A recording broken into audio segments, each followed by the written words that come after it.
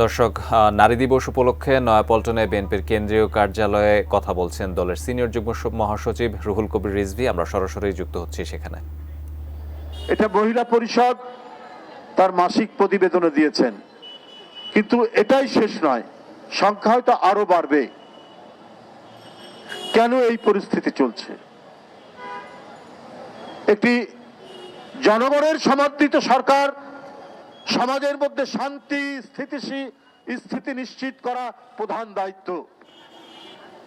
আর সেখানে যদি নারী এবং কন্যারা নিরাপত্তাহীনতায় ভোগে, আমার আপনার সন্তান, কন্যা সন্তান স্কুলে গিয়ে সে নিপীড়িত হয়ে ফিরে আসে, এই লজ্জা এই জাতির, এই লজ্জা এই দেশের, এই লজ্জা যারা ৭১-এ শহীদ হয়েছেন, যারা জুলাই বিপ্লবে শহীদ হয়েছেন, যারা গণতান্ত্রিক আন্দোলনে যারা শহীদ হয়েছেন, তাদের সেই শহীদদেরকে অপমান করা।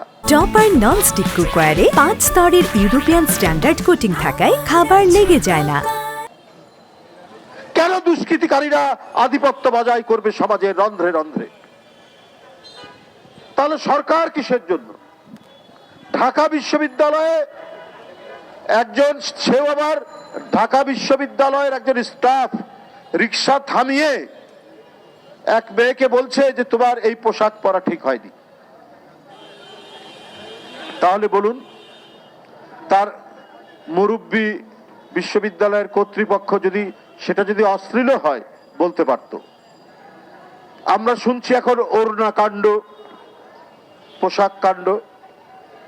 একটা তো মব কালচার, আরেকটা কোথাও যেন উগ্রবাদী গোষ্ঠী কাজ করছে। বন্ধুরা, পুরুষ এবং মেয়ে আমরা হলাম মানব সম্প্রদায়।